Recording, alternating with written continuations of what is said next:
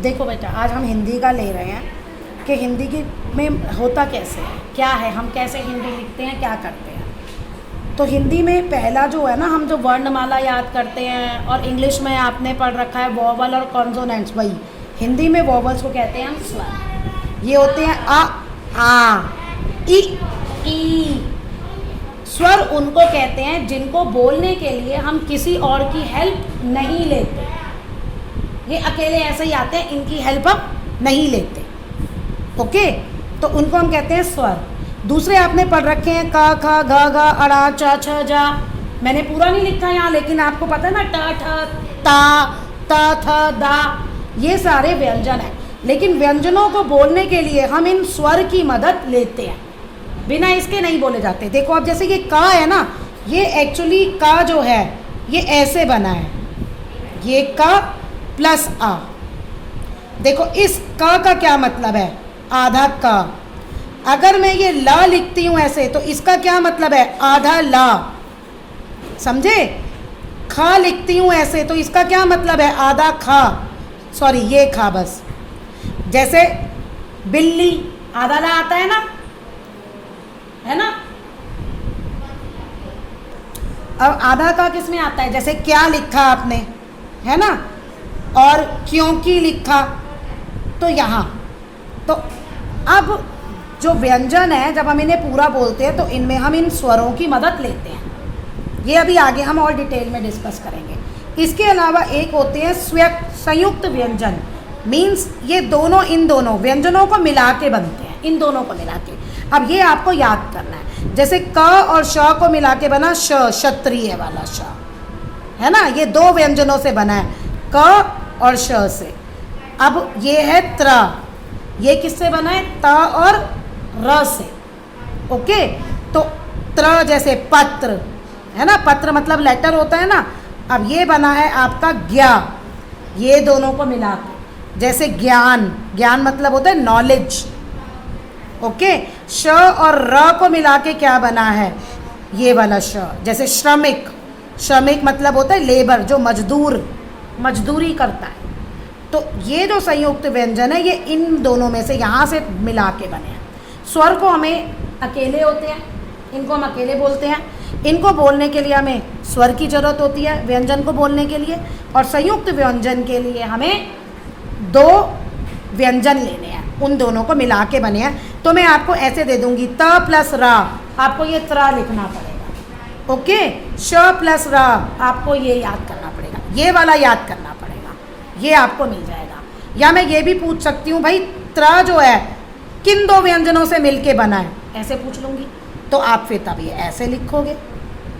Okay, हो गया clear? संयुक्त व्यंजन में एक और बात ध्यान रखना, देखो सेकंड वाले पे हलंत नहीं है, फर्स्ट वाले पे हलंत है, इसको हलंत कहते हैं, मतलब ये आधा। अब ये लॉजिक तुम्हें यहाँ से समझ आएगा।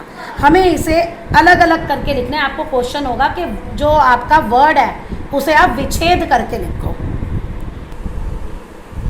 विच्छेद मतलब होता है अलग अलग करके लिखो। देखो जैसे ये महल है, ये पूरा माँ है ना, तो आप ये ध्यान रखना, जब भी ऐसे हो तो हम इसे ये हलंत के साथ, यानी आधा माँ प्लस अ, ऐसे मिला के ये पूरा माँ बना है। ऐसे ही अब ह कैसे मिला है, बना है ह प्लस अ। ओके, और ला कैसे बना है, आधा ला हलंत वाला प्लस आ, बन गया ये महल। ओके, अब जैसे खिड़की है, खिड़की खा है ना, अब खा पे कौन सी मात्रा लगी है, छोटी ई की। ये तो हमेशा आधे ही होते हैं। अब खी बनाने के लिए खा और ई की मात्रा, अब अड़ा कोई मात्रा नहीं है ना, तो आप ये ऐसे अड़ा के साथ ऐसे हलंत प्लस आ लिखोगे। और ये की है, की मतलब क्या, आधा का और का पे कौन सी मात्रा लगी है, बड़ी ई। ऐसे करके लिखते हैं। ओके, अब आ जाओ जादूगर, जा पे किसकी मात्रा लगी है, आ की। दा पे किसकी लगी है, बड़े ऊ की।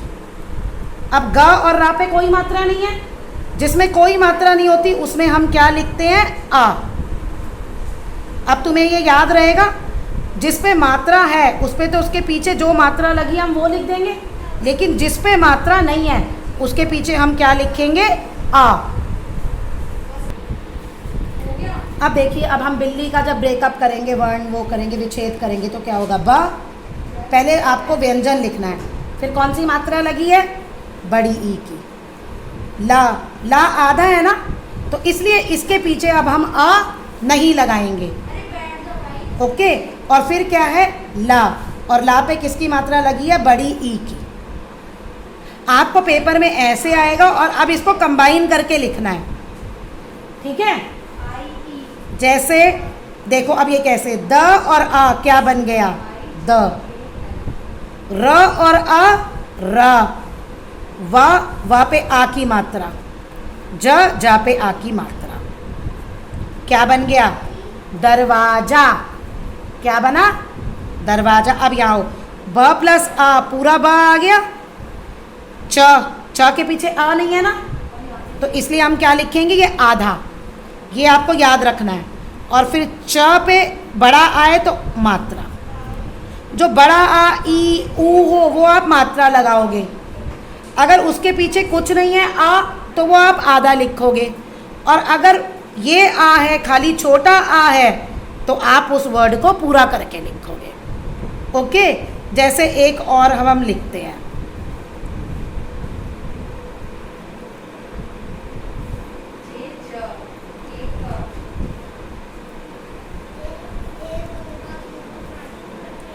अब ये देखो, बा पे छोटे ऊ की मात्रा, ये देख के लग जाएगा। ढा पे छोटी ई की मात्रा, और या पे बड़े आ की मात्रा, क्या बन गया? गुड़िया। तो दोनों तरीके से आपको पेपर में आ सकता है।